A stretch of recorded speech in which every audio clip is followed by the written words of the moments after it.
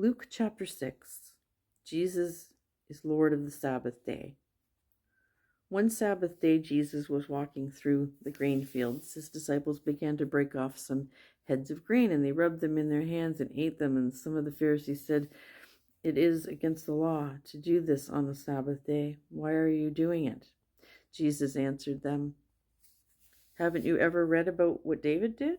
He and his men were hungry. He entered the house of God and took the holy bread. He ate the bread that only priests were allowed to eat. David also gave some to his men." Then Jesus said to them, "The Son of Man is Lord of the Sabbath day." On another Sabbath day, Jesus went into the synagogue and was teaching, and a man whose right hand was weak and twisted was there. The Pharisees and the teachers of the law were trying to find fault with Jesus, so they watched him closely. They wanted to see if he would heal on the Sabbath day, but Jesus knew what they were thinking. He spoke to the man who had the weak and twisted hand. "Get up and stand in front of everyone," he said. So the man got up and stood there. Then Jesus said to them, What does the law say we should do on the Sabbath day? Should we do good or should we do evil? Should we save life or should we destroy it?" He looked around at all of them, and then he said to the man, "Stretch out your hand." And he did, and his hand had been made as good as new. But the Pharisees and the teachers of the law were very angry. They began to talk to one another about what they might do to Jesus. Isn't that something that every time he just knew what they were thinking, what they were going to do next, Yeah. Jesus chooses the 12 apostles. On one of those days, Jesus went out to the mountainside to pray, and he spent the night praying to God. And when morning came, he called for his disciples to come to him. And he chose 12 of them and made them apostles. Simon was one of them. Jesus gave him the name Peter. There were also Simon's brother, Andrew, James, John, Philip, and Bartholomew.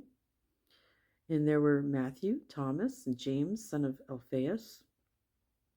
There were also Simon, who was called the Zealot, and Judas, the son of James. Judas Iscariot was one of them too. He was the one who would later hand Jesus over to his enemies. Jesus gives blessings and warnings. And Jesus went down the mountain with them and stood on the level place. A large crowd of his disciples was there. A large number of the people were there too, and they came from all over Judea, including Jerusalem. They also came from the coastland around Tyre and Sidon. They had all come to hear Jesus and to be healed of their sicknesses. People were troubled by evil spirits and made well. Everyone tried to touch Jesus. Power was coming from him and healing them all. Jesus looked at his disciples and he said to them, "Blessed are you who are needy. God's kingdom belongs to you. Blessed are you who are hungry now. You will be satisfied. Blessed are you who are sad now. You will laugh. Blessed are you when people hate you, when they have nothing to do with you and say bad things about you, and when they treat your name as something evil. They do all this because you are followers of the Son of Man. The prophets of long ago were treated the same way. When these things happen to you, be glad and jump for joy.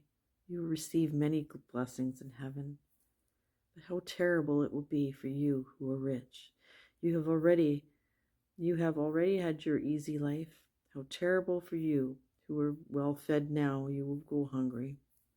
How terrible for you who laugh now, you will cry and be sad. How terrible for you when everyone says good things about you.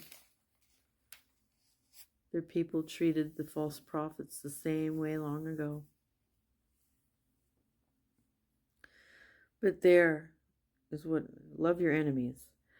But here is what I tell you who are listening. Love your enemies, do good to those who hate you, bless those who call down curses on you, and pray for those who treat you badly.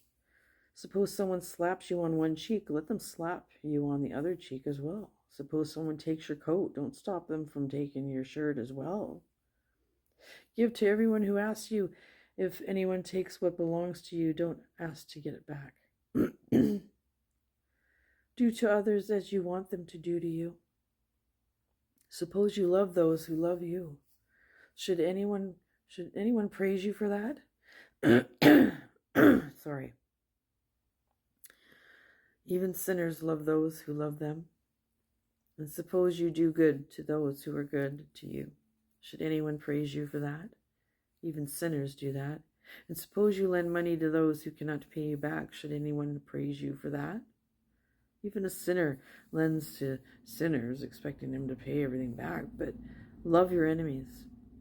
Do good to them. Lend to them without expecting to get anything back. Then you will get back everything. Then you will receive a lot in return, and will receive a lot in return, and you will be children of the Most High God. He is kind to people who are evil and are not thankful. So have mercy, just as your Father has mercy. Be fair when you judge other people. If you do not judge other people, then you will not be judged. If you do not find others guilty, then you will not be found guilty. Forgive, and you will be forgiven. Give, and it will be given to you. A good amount will be poured into your lap. It will be pressed down, shaken together, and running over. The same amount you give will be measured out to you. Jesus also gave them another example. He asked, can a blind person lead another blind person? Won't they both fall into a pit? The student is not better than the teacher, but everyone who is completely trained will be like the teacher. You look at the bit of sawdust in your friend's eye, but you pay no attention to that piece of wood in your own eye. How can you say to your friend, let me take the bit of sawdust out of your eye? How can you say this while there is a piece of wood in your own eye? You pretender. First take the piece of wood out of your own eye, then you will be able to see clearly to take the bit of sawdust out of your friend's eye. A tree, can't win. A tree and its fruit.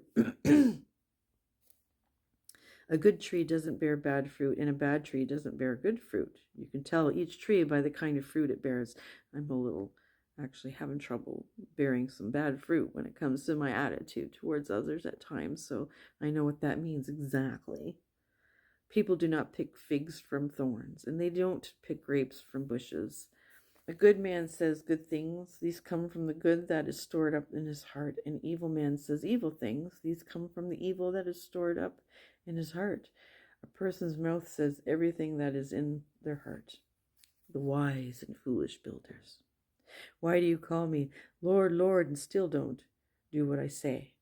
Some people come and listen to me and do what I say, and I will show you what they are like. They are like a man who builds a house. He digs down deep and sets it on solid rock, and when a flood comes, the river rushes against the house, but the water can't shake it.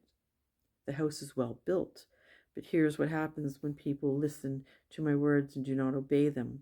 They are like a man who builds a house on soft ground instead of solid rock. The moment a river rushes against the house, it falls down, it is completely destroyed.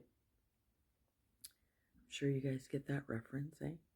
And that's the end of that chapter, and I'll be back to do Bible study Bible plan very, very shortly. Thank you for listening.